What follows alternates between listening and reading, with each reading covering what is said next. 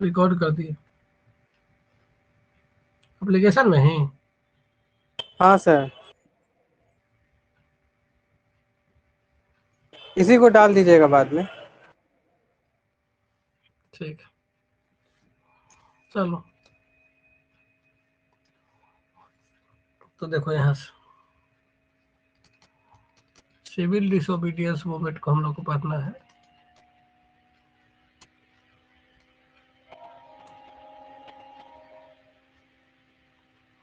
देखो civil disobedience को short में देखो ऐसे ही बोल सकते हो सीडीएम। ऐसे सीडीएम मशीन भी होता है, वो सब ना समझ लेना।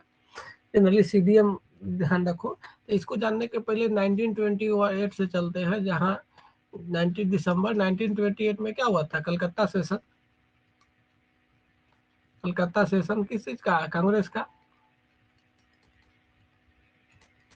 है ना।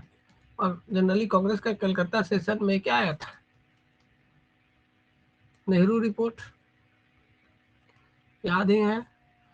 नेहरू रिपोर्ट एक प्रकार से मतलब कि कॉन्स्टिट्यूशन का अपना डिजाइन है।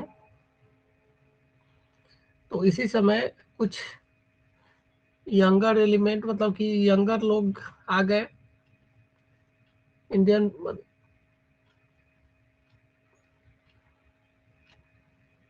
जैसे कौन है, जवाहरलाल नेहरू। नेहरू रिपोर्ट बनाया किसने था, मोतीलाल नेहरू ने, ध्यान रखना। मोतीलाल नेहरू जवाहरलाल नेहरू के पिता है। कुछ नया लोग मूवमेंट में नए नए आंदोलनकारी आ रहे हैं, कौन कौन, जैसे सुभाष चंद्र बोस,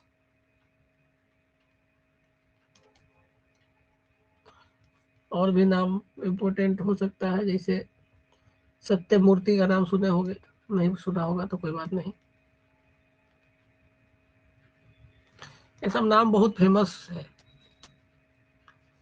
ना। ये मतलब युवा लोग अब आगे आने लगे,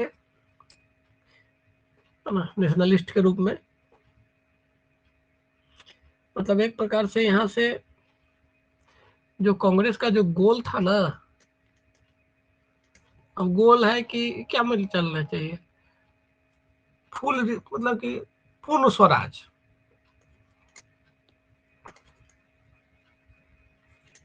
पूर्ण स्वराज चाहिए, टोटल इंडिपेंडेंस, कंप्लीट इंडिपेंडेंस चाहिए, है ना।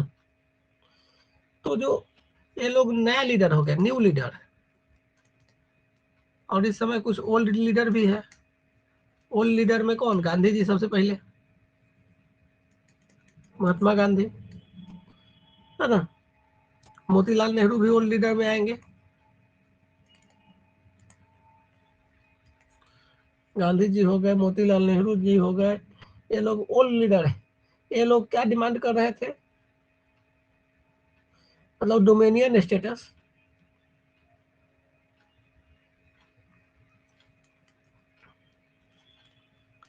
लेकिन डोमिनियन स्टेटस बाद में ये लोग भी कंप्लीट मतलब कि पूर्ण स्वराज की डिमांड करने लगे। शुरुआत में ये लोग डोमिनियन स्टेटस का ही डिमांड कर रहे थे, ऐसा बहुत सारी कंडीशन जनरेट हुआ था उस समय।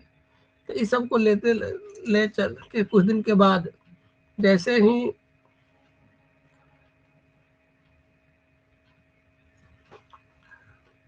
समय बीतता गया, डिमांड चेंज होकर क्या बन गया, कंप्लीट इंडिपेंडेंस। और इसी को, इस गोल को अचीव करने के लिए, जो गोल है क्या चीज,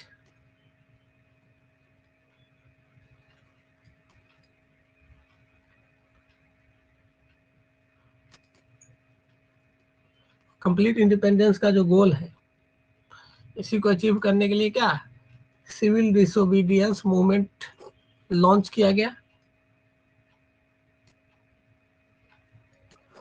है ना। तो सबसे पहले शुरू कर देखो, सिविल डिसोबीडियंस मूवमेंट को जानने से पहले दो तीन चीज आया। सबसे पहले 1929 में क्या हुआ था, एक कुछ पॉलिटिकल एक्टिविटी को जानना पड़ेगा, है ना।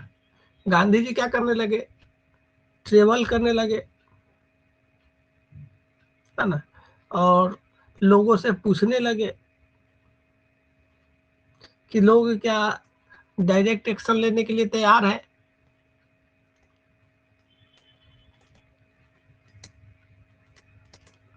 अभी कौन काम कर रहा है? Gandhi ji.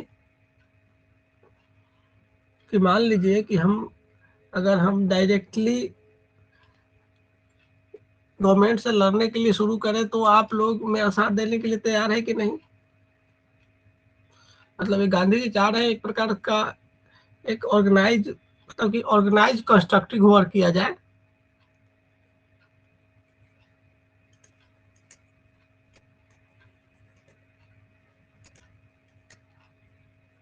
Organise constructive work, है ना।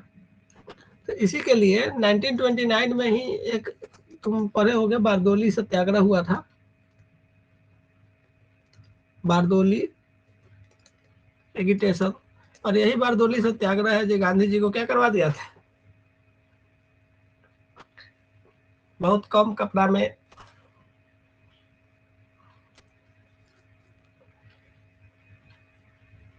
रहने के लिए आदि बनवा दिया था, है ना। तो देखो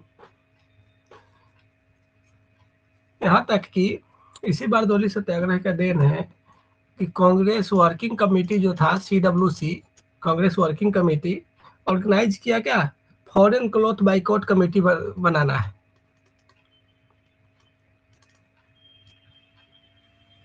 फॉरेन क्लॉथ बाइकआउट कमेटी,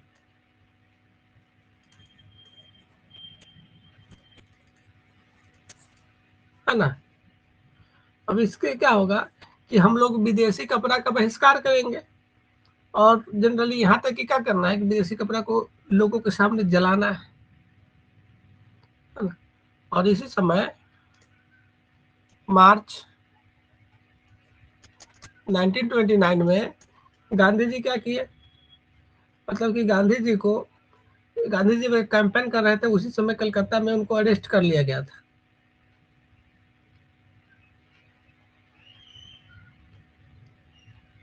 और यह जो कपड़ा जलाने वाला कहानी है, मतलब पब्लिक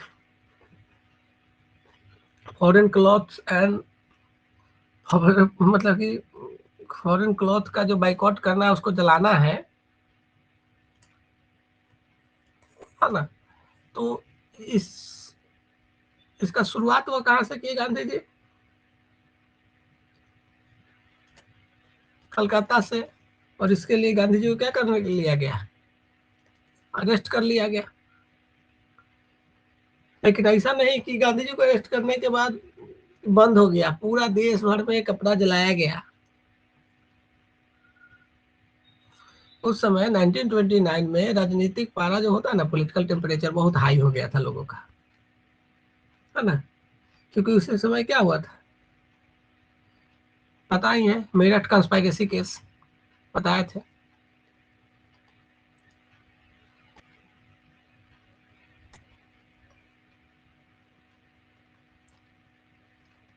मेरठ कंस्पायरेसी जो केस है, मतलब मेरठ षड्यंत्र केस, कब का, मार्च का। जनरली इसमें क्या हुआ था, सेंट्रल लेजिस्लेटिव असेंबली पर किसको, भगत सिंह और उनके साथ बटुकेश्वर दत्त मिलके क्या बम फेंका था। सिर्फ इसमें कहा गया था कि नहीं, यह बम क्या है, तो क्या बोलते हैं कि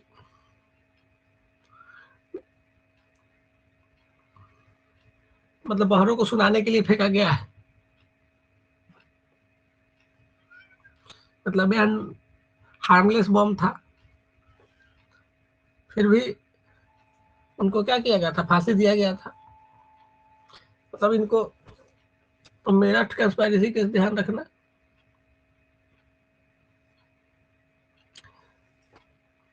लेकिन फाइनली हुआ था कि मेरठ कंस्पायरेसी केस जनरली इसी से संबंधित नहीं है, इस रियल में संबंधित इसको देखोगे तो इस समय क्या हुआ था ये तो बम वाला तो सही है केस, लेकिन इस समय एक बात ध्यान रखना कि जो सेंट्रल लेजिस्लेटिव असेंबली में ना माइनॉरिटी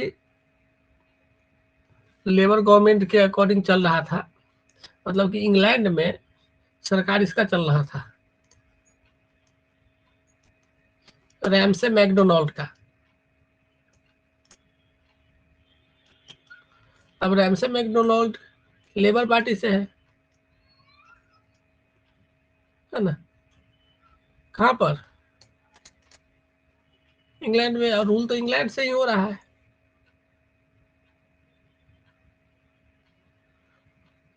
और उसी समय जनरली यह तो प्राइम मिनिस्टर हो गए, और दूसरा इंडिया में की ओर से जैसे पार्लियामेंट में सेक्रेटरी ऑफ स्टेट बैठता था, है ना, तो सेक्रेटरी ऑफ स्टेट उस समय कौन थे, Wedgwood Benn, secretary of state थे, भारत सचिव। और इसी समय जनरली सजा मतलब कि एक किया गया था, सेंट्रल लेजिस्लेटिव असेंबली पर भगत सिंह और बटुकेश्वर दत्त के द्वारा बम फेंका गया था। तो इसी से समझ सकते हो कि उस समय जो पॉलिटिकल टेम्परेचर कितना ज्यादा था। बाद में इसी को लेकर फांसी भी हुआ भगत सिंह और बटुकेश्वर दत्त को। ऐसे तो भगत सिंह बटुकेश्वर तो बोल रहे हैं, भगत सिंह, राजगुरु और सुखदेव को फांसी हुआ था। तो वो तो डेट पढ़ाए हुए है, ये है तुम लोग को,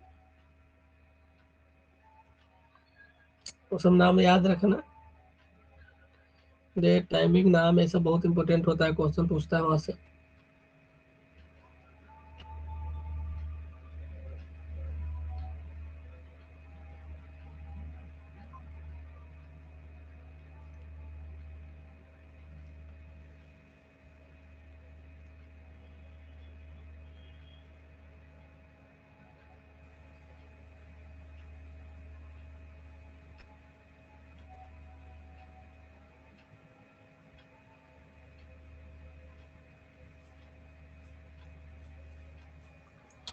देखो, एक उसी समय आया था इरविन पैक्ट जानने से पहले, इरविन का डिक्लेरेशन।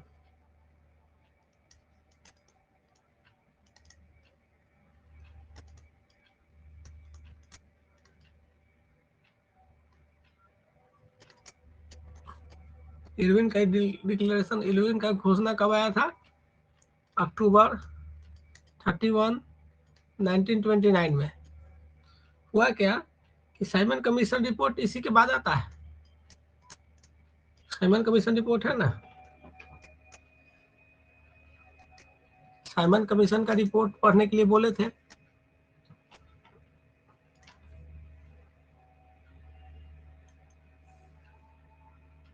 साइमन कमीशन रिपोर्ट तुम लोग पढ़े हो अमन?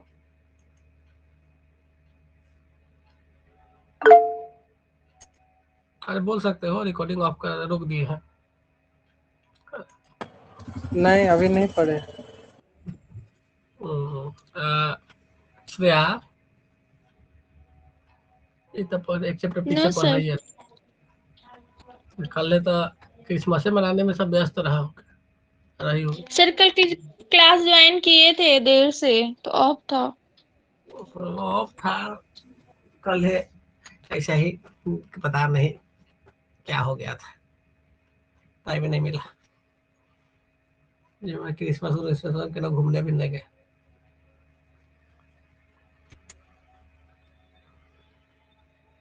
ऐसे भी छुट्टी था, कोई बात नहीं। चाइना क्रिसमस ही बैन कर दिया है। आज का न्यूज नहीं ना देखे, आज जो न्यूज हम अभी वीडियो बनाए थे वो तुमको कल वाला था, 25 तारीख वाला। इन 2 दिन से सही से पढ़ा नहीं पा रहे थे, अब फिर से सब ठीक ठाक हो जाएगा। करंट अफेयर वाला देखे हैं वीडियो देखा? 5 बार। हाँ हम तो देखे हैं सारा। आज व्यूअर ज्यादा साथी है, लाइके हो गया है।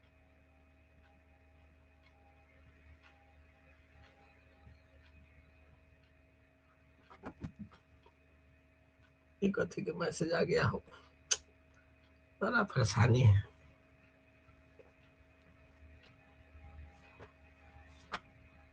किसी में ठीक है सर, प्रेजेंटेशन जब लिखना है तो इसी में ठीक रहेगा और डायरेक्ट इसी को डाल दीजिएगा। वीडियो हाँ ठीक है, ठीक है। ओ, अरे इसका इस पर ना पेनवा अच्छा नहीं दिखता है, चलवे नहीं करता है इस पर, इसीलिए गुस्सा आता है। इसका जो बोर्ड है ना, देखते हो ना हम कितना भी यस अच्छा सर। लिखते हैं, राइटिंग में अगर खराब हो जाता है। पावर पॉइंट वाला पे ठीक चलता है। हाँ, पावर में ठीक चलता है तुमको। माइक्रोसॉफ्ट वर्ड पर, माइक्रोसॉफ्ट आती इस पर बोर्ड होता है ना, एमएस वर्ड, एमएस बोर्ड। हाँ हाँ, व्हाइट बोर्ड। पता नहीं बीच में लाइन वाइन सब कुछ था या कैसे एयरटेल का नेटवर्क में खत्म हो गया है ऑटोमेटिक, 1 मिनट के लिए सारा कनेक्शन ही आप कट गया। थोड़ा सा स्टार्ट ही किए थे कि बंद हो गया था, तो फिर देखे तो चलो, कुछ नहीं था लाइव में। उसके बाद बंदे हो गया, उसके बाद सबे बंद हो गया ना। आप यहाँ से भी कट जाते हैं ना, यहाँ पे से लॉग आउट हो जाते हम्म, चलो देखने दो। उसमें बहुत छोटी छोटी 1 1 मिनट का 2 2 3 फालतू वीडियो बन गया, उसको डिलीट भी करना पड़ेगा। हैं। अभी डिलीट एक वाला दिन तो बाद कर होता दिए थे शायद। है। नहीं नहीं नहीं नहीं, देखिए तो सब भी छोटा छोटा वीडियो बन जाता है, 1 1 मिनट देखे का अभी 3 को बना। आपका पहले वाला नहीं दिखा रहा था।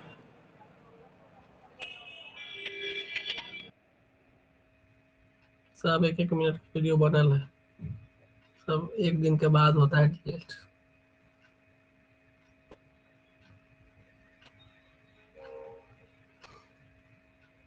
चलो कोई बात नहीं, अब फिर से रिकॉर्डिंग शुरू करते हैं। देखो, तो साइमन कमीशन रिपोर्ट आया। साइमन कमीशन रिपोर्ट आने के बाद क्या हुआ कि इसी रिपोर्ट को जनरली पढ़ना था, और इसे घोषणा किसके द्वारा किया गया? लॉर्ड इरविन के द्वारा। और इस पर ज्यादा तुमको प्रभाव किसका दिखेगा? क्योंकि 1929 में तुमको गवर्नमेंट किसका है? लेबर पार्टी का, लेबर गवर्नमेंट है। ब्रिटेन में कौन सा है? Labour government.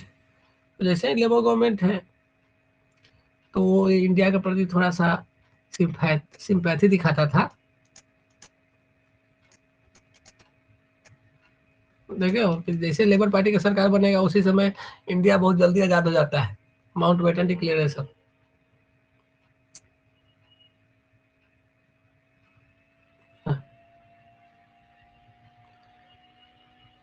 और ऐसे ही सिंपैथी दिखाएगा और चाहेगा कि नहीं, थोड़ा सा ब्रिटिश पर इंडियन का जो फेथ है ना वो रीस्टोर हो। तो अल्टीमेट क्या होगा, एक प्रकार का ब्रिटिश पॉलिसी ऐसा आ जाएगा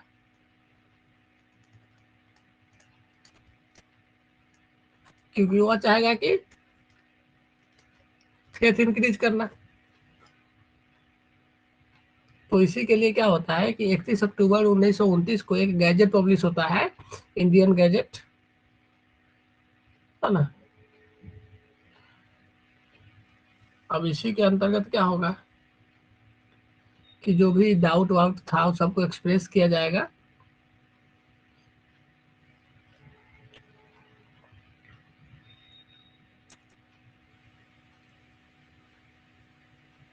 और इसी में जनरली प्रॉमिस किया जाता है कि हम डोमिनियन स्टेटस देंगे।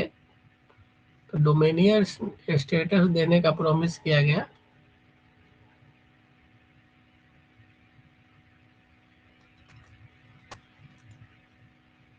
और किसके द्वारा घोषणा किया गया? तो ये भी पूछ देगा। तो जनरली क्या बनाओ, इरविन, लॉर्ड इरविन ने डोमिनियन स्टेटस देने का घोषणा किया। लेकिन कितना दिन में घोषणा की, कितना दिन में दिया जाएगा, इसका कोई टाइमिंग फिक्स नहीं किया। जब टाइमिंग है नहीं तो कबों तक लॉन्ग टाइम कुछ भी हो सकता है। तो इसके लिए जनरली लॉर्ड इरविन ने ही एक प्रॉमिस किया कि नहीं, इसके लिए एक गोलमेज सम्मेलन एस्टेब्लिश किया जाएगा, है ना। क्या चीज? राउंड टेबल कॉन्फ्रेंस, नाम सुने होंगे, 3 गो राउंड टेबल कॉन्फ्रेंस होता है। तो हम लोग को 3 को राउंड टेबल कॉन्फ्रेंस पढ़ना है। तो साइमन कमीशन के मतलब कि साइमन कमीशन अपना रिपोर्ट जब सबमिट किया उसके बाद क्या हुआ कि 3 को राउंड टेबल कॉन्फ्रेंस हुआ। उसी के बीच में एक दिल्ली मैनिफेस्टो निकला।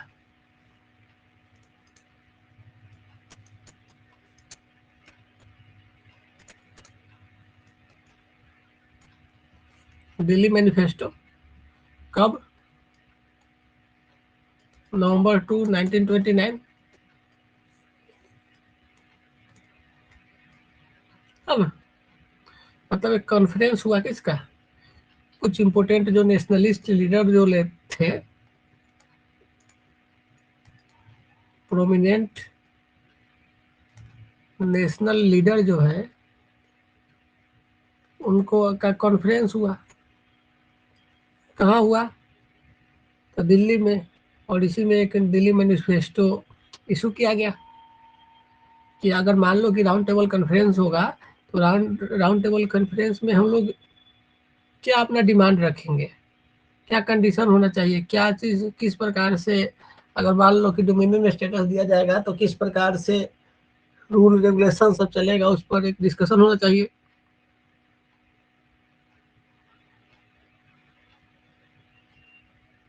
और इसमें ये भी था कि मान लो कि राउंड टेबल कॉन्फ्रेंस के द्वारा अगर हम लोग की जो भी डिमांड है वो सब पूरा नहीं होता है तो एक्सेप्ट करना है या क्या करना है, वो सब इसमें बात हुआ। इसमें 3 को मेन पॉइंट होता है।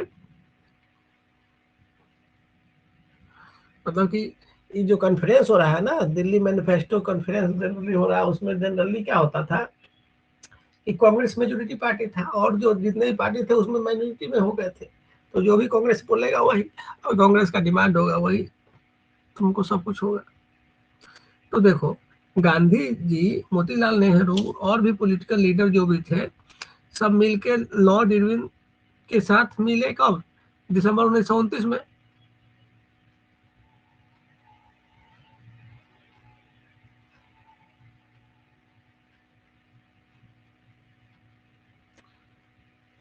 तो जनरली इस मीटिंग में एक ही बात था कि जनरली एक एश्योर कर देना है कि राउंड टेबल कॉन्फ्रेंस होगा, सब लोग उसमें भाग लेंगे, है ना।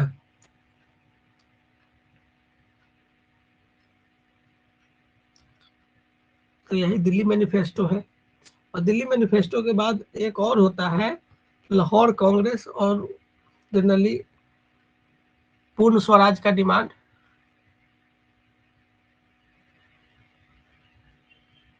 क्योंकि इस समय जवाहरलाल नेहरू को थोड़ा सा पॉपुलैरिटी मिल गया था और इसी समय पूर्ण स्वराज का डिमांड हुआ था।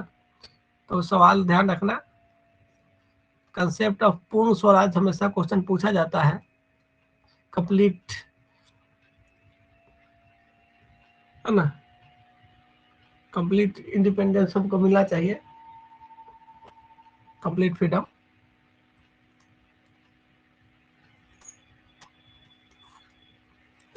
तो देखो, तो जनरली क्या है, कंप्लीट पूर्ण स्वराज का कंसेप्ट कब चाहिए था, मतलब इसकी घोषणा कब की गई? लाहौर सेशन में। लाहौर सेशन कब हुआ? 1929 में। जनरली कांग्रेस का सेशन दिसंबर में होता है, पता ही है, क्योंकि दिसंबर में कांग्रेस की स्थापना हुई थी, तब से हर साल कांग्रेस में दिसंबर में होता है।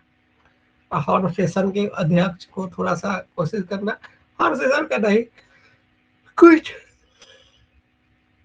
इम्पोर्टेंट सेशन का जो प्रिसाइडिंग ऑफिसर है उसका नाम याद रखे, बहुत अच्छा होगा, ठीक है ना।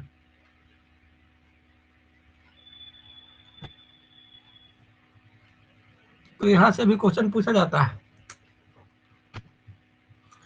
कि एक प्रकार का पूर्ण स्वराज का कंसेप्ट, पूर्ण स्वराज के अंतर्गत क्या क्या आना चाहिए। कंप्लीट इंडिपेंडेंस का गोल अगर अचीव करना है तो उसमें क्या होना चाहिए?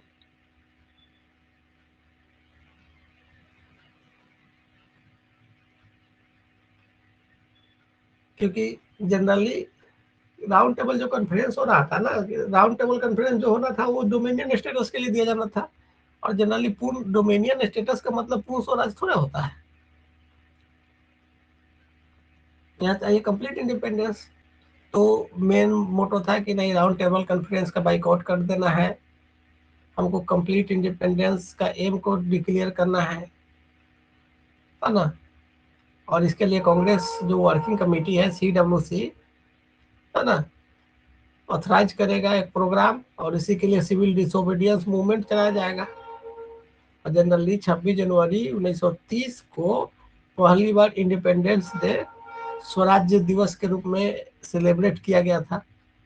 क्वेश्चन हमेशा पूछा जाता है कि 26 जनवरी को ही गणतंत्र दिवस क्यों मनाया जाता है ना।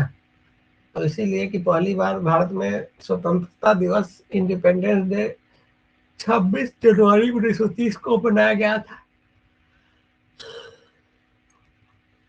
क्लियर है ना।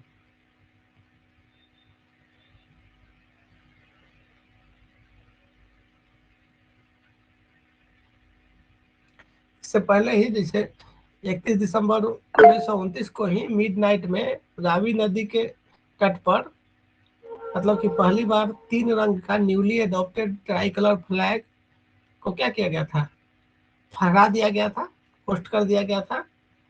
इसके द्वारा जवाहरलाल नेहरू के द्वारा, और हमेशा इनकलाब जिंदाबाद का नारा लगाया गया था।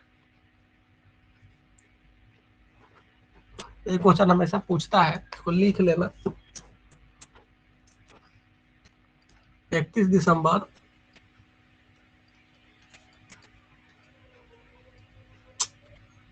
1929 को, है ना, मिडनाइट में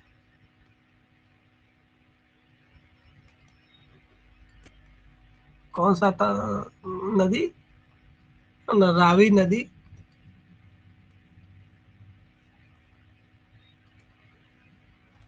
के कोस्ट पर, मतलब कि ट्राई कलर फ्लैग क्या किया गया था, पोस्ट किया गया था, फहराया गया था। किसके द्वारा, जवाहरलाल नेहरू के द्वारा। और इसी समय जनरली एक इनकलाब जिंदाबाद का स्लोगन गाया गया था, नारा लगाया गया था।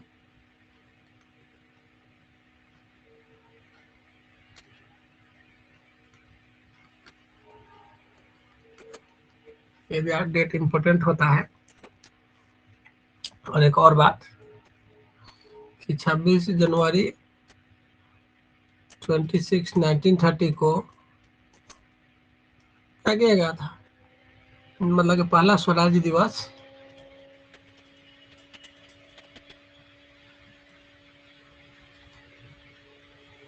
फर्स्ट इंडिपेंडेंस डे सेलिब्रेट किया गया था।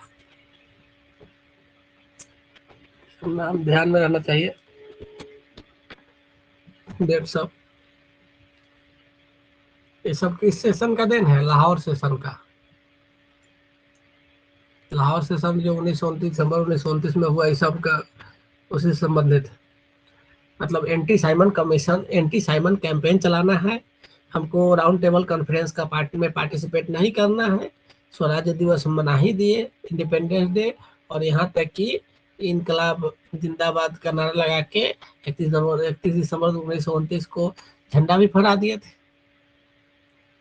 26 जनवरी को जो इंडिपेंडेंस डे मनाया गया है ना, यहाँ तक कि इसके लिए पब्लिक मीटिंग भी ऑर्गेनाइज किया गया था कंट्री में, अलग अलग गांव में, अलग अलग टाउन में, सब जगह। तो इसमें क्या था कि जो भारतीय का जो अधिकार है ना, वो सब अधिकार प्राप्त होना चाहिए।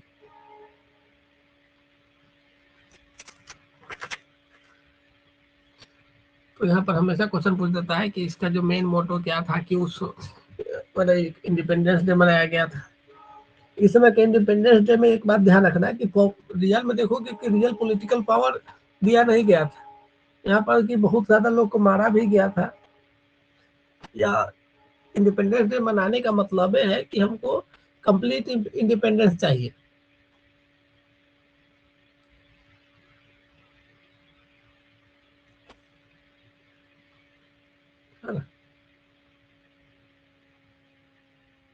और मेनली क्या था इसका मोटो कि हमको क्या पूर्ण स्वराज एस्टेब्लिश करना है।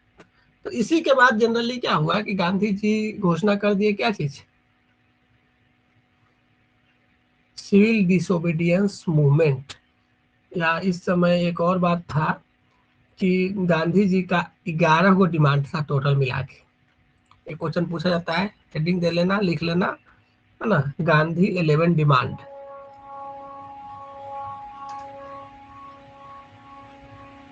गांधी जी का 11 सूत्री मांग,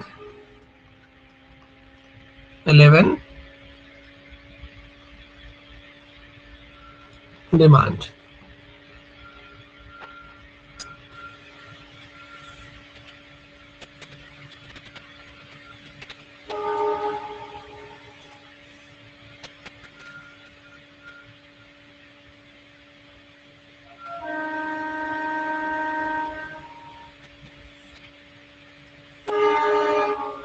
इस पीडीएफ को सेव कर देता हूँ।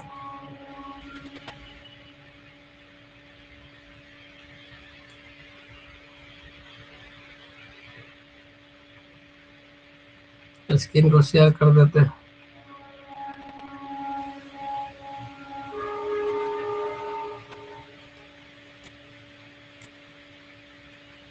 देखो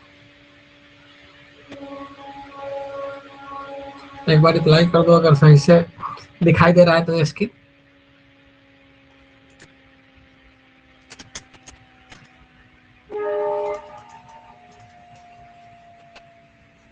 गांधी जी का 11 डिमांड क्या था, मतलब लाहौर कांग्रेस का जो सेशन हुआ था ना, लाहौर सेशन, है ना, इसके बाद देखिए रहा कि 31 जनवरी को क्या किया, झंडा फहरा दिया। फाइनली गांधी जी के का डिमांड आया 11 गो। तो 11 गो डिमांड क्या है, पहला तो डिमांड है जनरल इंटरेस्ट का डिमांड, जो अंग्रेज लोग एक्सपेंडिचर कर रहा था किस पर, आर्मी पर और सिविल सर्विसेज पर, उसको रिड्यूस करना है कितना, 50%। पहला demand, reduce expense on army and civil services, कितना 50% को कम कर दे, 50% कम कर देना। दूसरा, टोटल प्रोहिबिशन चाहिए,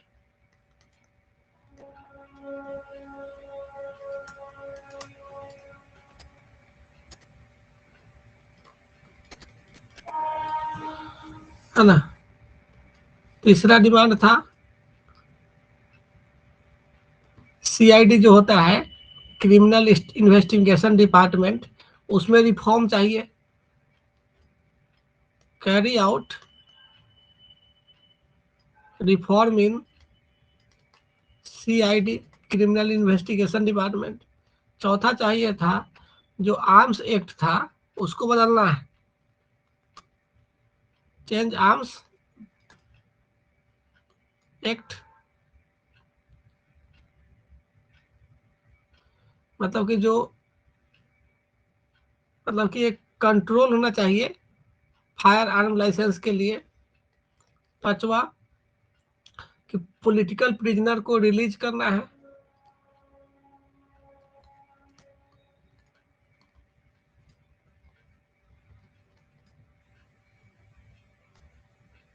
प्रिजनर्स। नेक्स्ट, इसे पोस्टल रिजर्वेशन बिल को एक्सेप्ट करना है।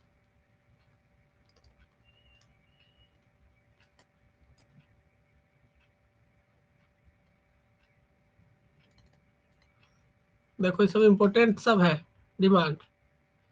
देखो कुछ स्पेसिफिक बर्गोसिस डिमांड है कि 7th डिमांड है जो रूपी स्टार्लिंग एक्सचेंज रेशियो है उसको रिड्यूस करो। क्या करना है, रूपी स्टार्लिंग एक्सचेंज रेशियो। अब एक्सचेंज रेशियो समझते हो ना, पॉलिटिक इकोनॉमिक्स पढ़े हो, एक्सचेंज रेशियो समझ में आ जाएगा। नेक्स्ट डिमांड था गांधी जी का टेक्सटाइल प्रोटेक्शन को इंट्रोड्यूस करना, इंट्रोडक्शन की चीज टेक्सटाइल प्रोटेक्शन। नेक्स्ट डिमांड था जैसे कोस्टल शिपिंग ऑफ इंडिया को रिजर्व कर दो,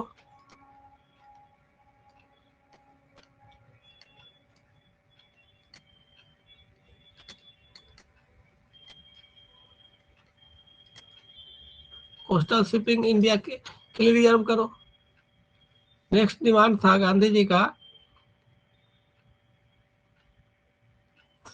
कि लैंड रेवेन्यू को भी 50% रिड्यूस करो, जो जमीन पर मलगुजारी टैक्स है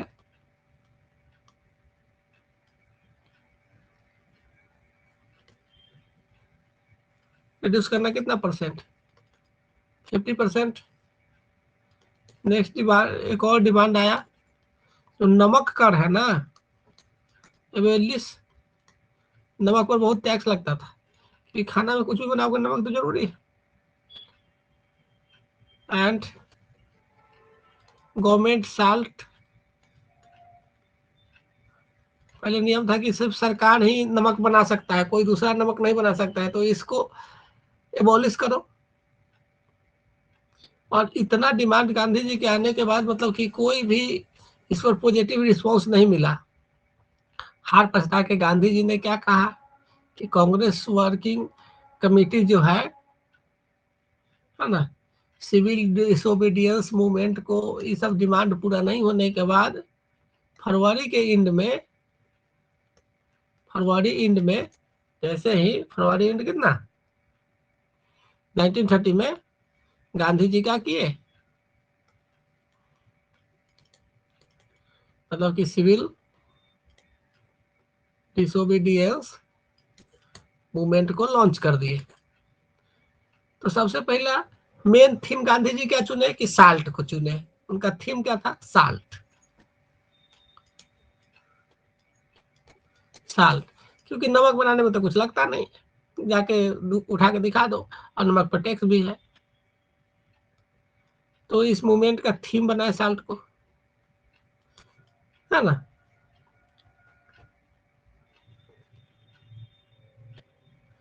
और हमेशा कहते थे कि यहाँ तक कि अंग्रेज लोग नमक पर भी टैक्स लगा के रखा है, नमक बनाने में कुछ है नहीं, है ना, उसको खत्म किया जाना चाहिए। और कहते थे कि जैसे साल्ट, है ना,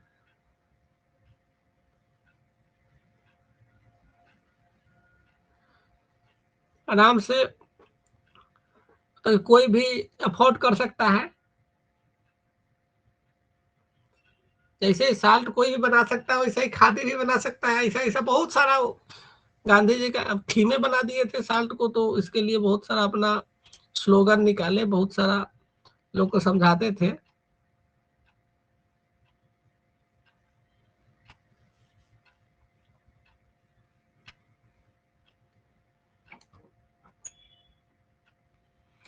देखो, तो सिंबॉलिक आइडेंटिफिकेशन के रूप में गांधी जी क्या किए, डांडी मार्च चलाए।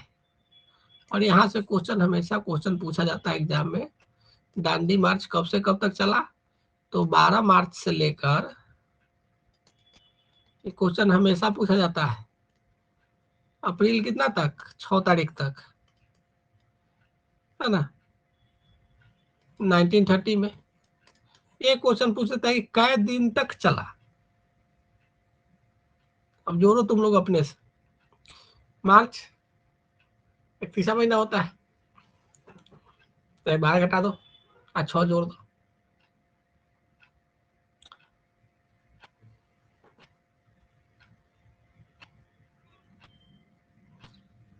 इसे 26 दिन तक चला था। तो देखो, यहाँ तक कि गांधी जी इन्फॉर्म कर दिए वायसराय को अपने प्लान के बारे में। यहाँ तक कि गांधी जी 78 को अपने, क्या बोल सकते हो, 78 लोगों के समूह, है ना, मतलब बैंड ऑफ 78 मेंबर्स, के साथ वो साबरमती आश्रम से 78 को मेंबर लिखो, मेंबर के साथ साबरमती आश्रम से, है ना, 12 मार्च को रवाना हुए। साबरमती आश्रम कहाँ है? अहमदाबाद में, ये बात ध्यान रखना। तो जैसे ही साबरमती आश्रम से चले और गांव गांव होते हुए, और इसके बाद बहुत सारे लोग इससे जुड़ने लगे, यहाँ तक कि टोटल गुजरात में 240 माइल की यात्रा की। 240 मील की दूरी के बाद, है ना, दांडी में, दांडी एक मतलब कि वहां समुद्र के तट पर पहुंचे, बीच पर, और वहीं से नमक कलेक्ट किए और दिखा दिए कि नमक बनाना कोई बड़ी बात नहीं है ना। और इस प्रकार से क्या किए गांधी जी, जो साल्ट वाला जो लॉ था, साल्ट टैक्स, उसको वायलेट किए। क्या, साल्ट लॉ या मोनोपोली जो साल्ट साल्ट पर है, उसको क्या कर दिए, वायलेट, तोड़ दिए, है ना।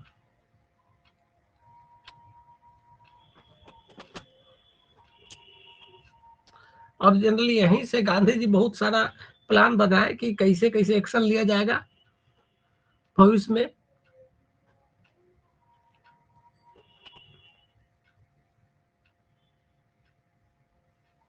जैसे फॉरेन जो विदेशी लीकर है,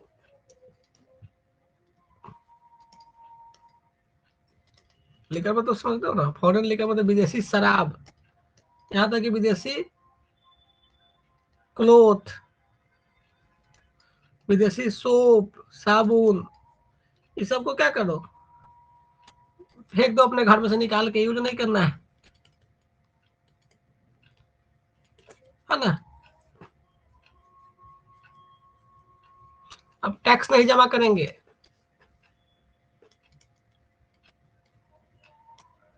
है ना, रिफ्यूज टू पे टैक्स, टैक्स भी जमा करना नहीं है ना। लायर जो है, ज्यादातर उस समय लोग पढ़ा लिखा जो भी होता था वकील बनता था इंडियन। लायर अपना क्या करे, प्रैक्टिस को गिव अप कर दे, प्रैक्टिस को छोड़ दे, है ना। जो कोर्ट का कानून होता है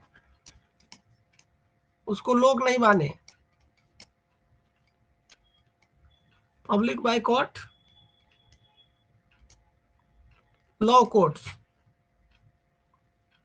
यहाँ तक कि जो इंडियन गवर्नमेंट सर्वेंट है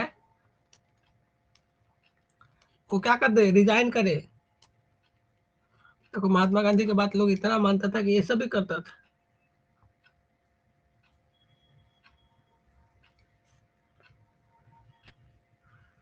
है ना। सबका डिमांड क्या होना चाहिए, पूर्ण स्वराज होना चाहिए, मतलब कंप्लीट इंडिपेंडेंस। तो समझ रहे हो ना।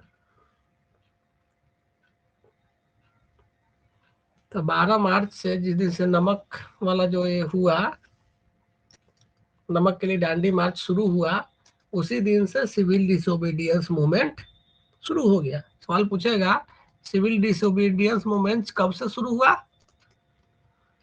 12 मार्च, विथ किसका साथ? दांडी मार्च।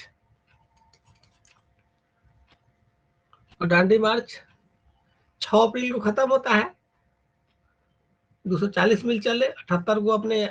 और इतना बात ध्यान रखना है कि दांडी मार्च में बिहार से सिर्फ एक ही व्यक्ति ने भाग लिया था, शायद उसका नाम था गिरिवर चौधरी, ऐसे ही कुछ नाम था, देख लेना, ये भी क्वेश्चन पूछ देता है हमेशा, इजी सा सवाल है।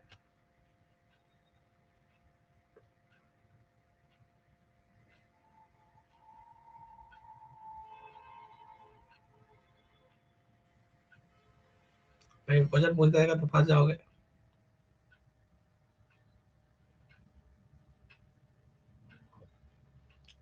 अब देखो, अब इसके साथ धीरे धीरे धीरे न्यूज़पेपर में इसके बारे में बहुत कुछ छपने लगा। लोगों से लोग, मतलब गांधी जी लोगों से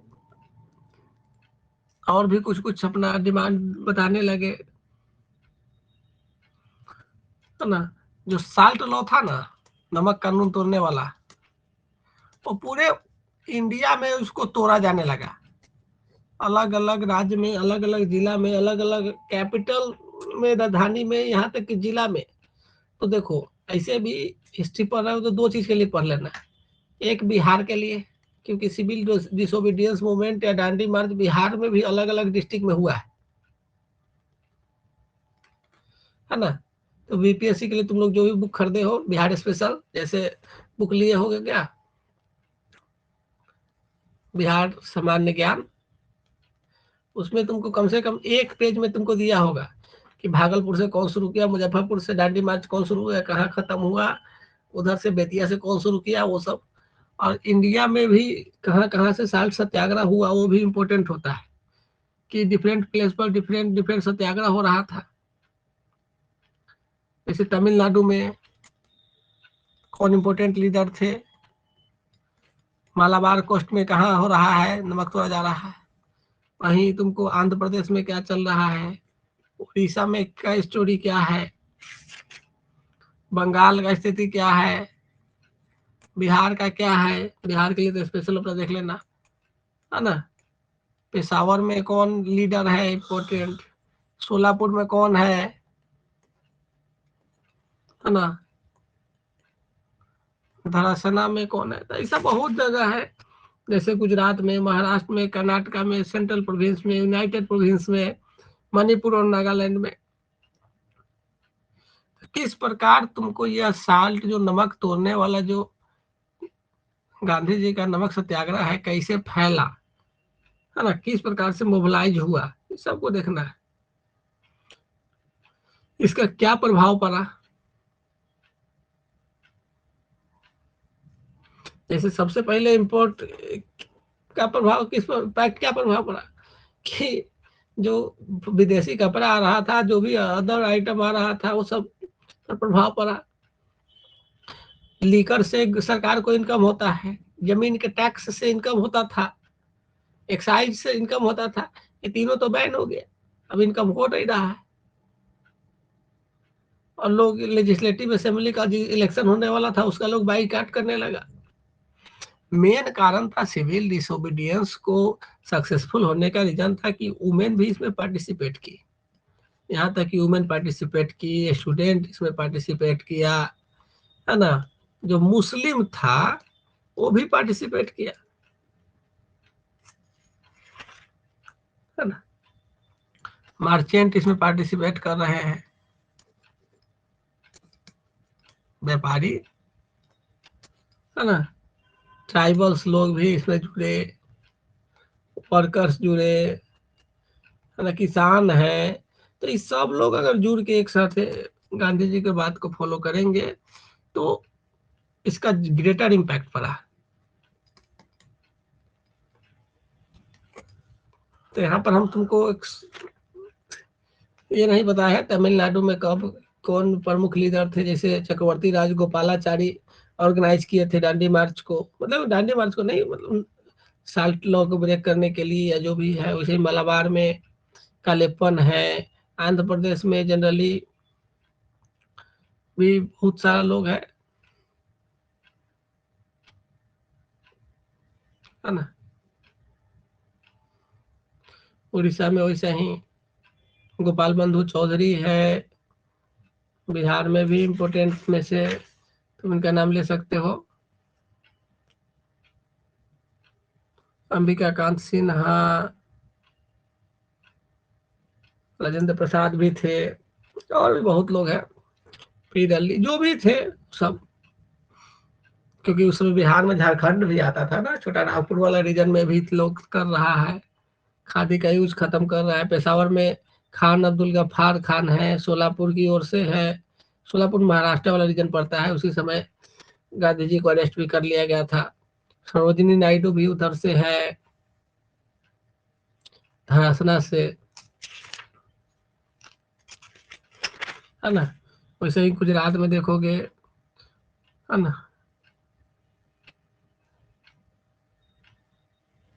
गुजरात में तो सबसे बड़ी बारदोली सत्याग्रह ही हो गया था। तो ये सब प्रमुख घटना घटी।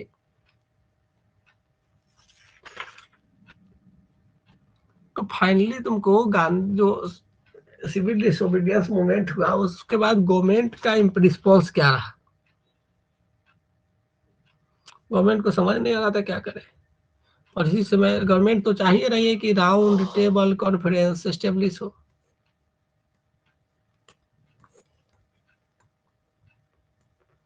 राउंड टेबल कॉन्फ्रेंस हो। तो पहला तो 1930 में ही कॉन्फ्रेंस हो रहा है। 3 गो कॉन्फ्रेंस में 1930, 1931, 1932, है ना। तो 1930 में तो जनरली कोई पार्टिसिपेट नहीं किया, लेकिन इतना बात ध्यान रखना, राउंड टेबल कॉन्फ्रेंस में एक आदमी हमेशा गया।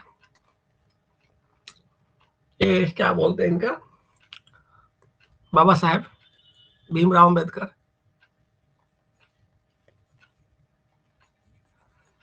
है ना।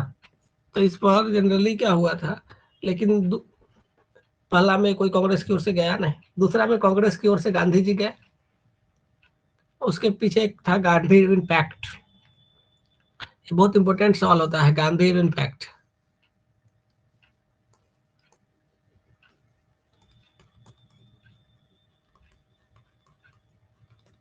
है ना। गांधी इम्पैक्ट कब साइन हुआ था? ऐसे हुआ था जनवरी 25, 1931 में। तो ध्यान रखना। तो गांधी इम्पैक्ट जनरली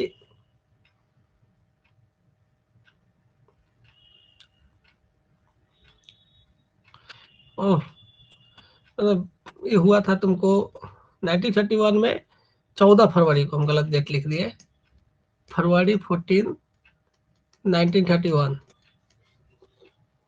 है ना। और कहा हुआ था? दिल्ली में, है ना। तो इस समय क्या डिमांड था और क्या मतलब कि कमेंट मानी कि हम ये सब कर सकते,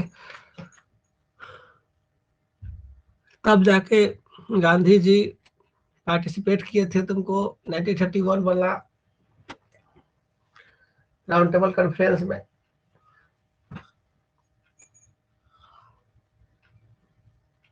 राउंड टेबल कॉन्फ्रेंस का मीनिंग था कि इंडिया को क्या करना है, एक प्रकार से आजाद करना है, लेकिन पूर्ण स्वराज वाला नहीं, डोमिनियन के रूप में आजादी देना है। और इसी समय 1931 में क्या हुआ, इधर राउंड टेबल गांधी इम्पैक्ट हो रहा है, उधर कराची कांग्रेस सेशन हुआ था मार्च 1931 में। मार्च में 1931 में जनरली स्पेशल सेशन बुलाया गया।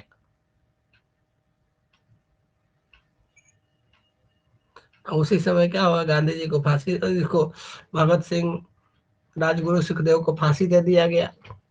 तो बहुत सारा सिस्टम है का, उस समय सिचुएशन ही बहुत खराब था।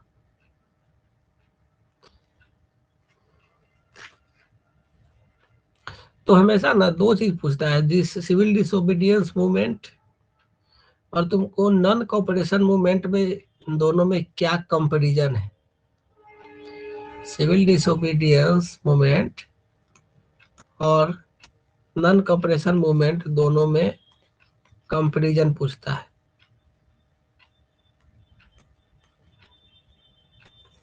कंपेयर करो, है ना। और एक टॉपिक है तुमको कराची रिजोल्यूशन आया था, कराची सेशन 1931 में हुआ था। इसमें तुमको कांग्रेस का रिजोल्यूशन क्या आया था, कांग्रेस का क्या प्रस्ताव था, इससे क्वेश्चन पूछ देता है ना।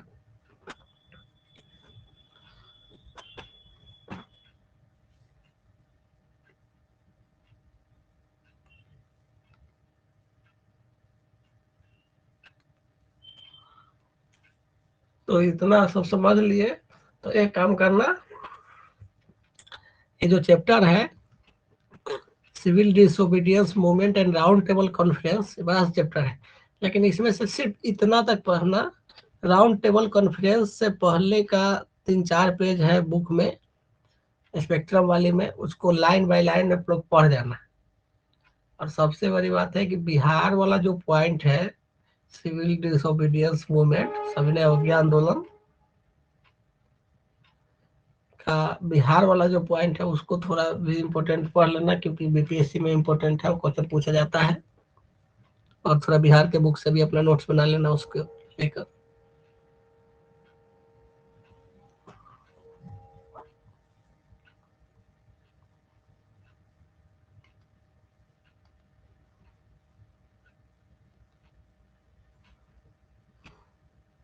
इतना क्लियर है? रिकॉर्डिंग ऑफ कर दिए हम, यस सर।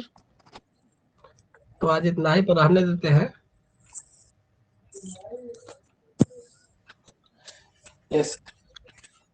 क्योंकि ज्यादा हो जाएगा तो फिर तुम लोग पढ़ नहीं पाओगे। 7-8 पन्ना 10 पन्ना हो गया है पढ़ने के लिए तुम लोगों को। इसमें बुक से पढ़ोगे तो बहुत सारा फैक्ट है, हम खाली कहानी समझा दिए हैं। फैक्ट तुमको बहुत मिलेगा और इसका नोट्स बनाना पड़ेगा, क्योंकि यहाँ से मेंस में क्वेश्चन पूछता है ये सब चीज। अब हिस्ट्री ज्यादा बचा नहीं है, 1930 में आ गए हैं मॉडर्न हिस्ट्री, है ना। आधा बुक तो खत्म हो गया, आधा से ज्यादा, थोड़ा सा ज्यादा। बुक से मतलब मत रखो, हिस्ट्री समझो, इतिहास में। इसके बाद ये तो आजादी की लड़ाई वाला चल रहा है, मतलब अभी इंडिपेंडेंस के लिए स्ट्रगल चल रहा है ना। उसके बाद ही बहुत चीज पढ़ते हैं, जैसे पॉलिटी का पहला चैप्टर जो है, 2 चैप्टर तुमको हिस्ट्री में ही पढ़ना मिलेगा, है ना। जो एक्ट सब है, उसका सिविल सर्विसेज एक्ट है वो सब भी पढ़ना है, विलेजली का, मिलिट्री लॉ, अकाल कमीशन, ये सब बहुत कुछ अलग अलग चीज सब पढ़ना होता है। इकोनॉमिक इम्पैक्ट क्या, ब्रिटिश रूल का क्या इंडिया पर था, वही सब टॉपिक के रूप में पढ़ना पड़ता है। गवर्नमेंट का पॉलिसी, तो वो सब पढ़ोगे। फिर गवर्नर जनरल का नाम सब याद रखना पड़ेगा, बहुत सारे किसान आंदोलन हुए हैं छोटे छोटे, तो इन सब को, है ना। सीनियर लीडर जो, मतलब जैसे महात्मा गांधी हो गए, मोतीलाल नेहरू हो गए, बाल गंगाधर तिलक हो गए, तो हम्म। मतलब जो बहुत सारा नाम आता है, कैसे पता चलेगा सर सीनियर कौन था, मतलब बाद में कौन आया? थोड़ा सा आइडिया नहीं लगता है कि मोतीलाल नेहरू जूनियर हो गए, मतलब ये जवाहरलाल नेहरू जूनियर हो गए।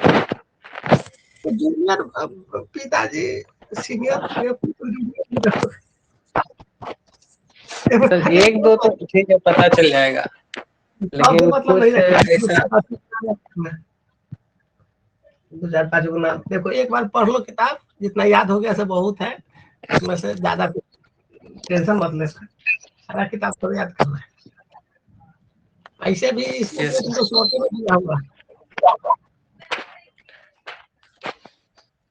दिया है सर, लेकिन इजी लैंग्वेज में ही दिया है, अच्छा दिया है। पढ़ो,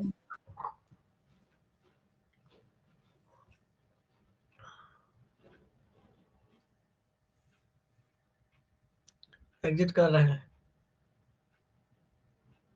गुड नाइट सर।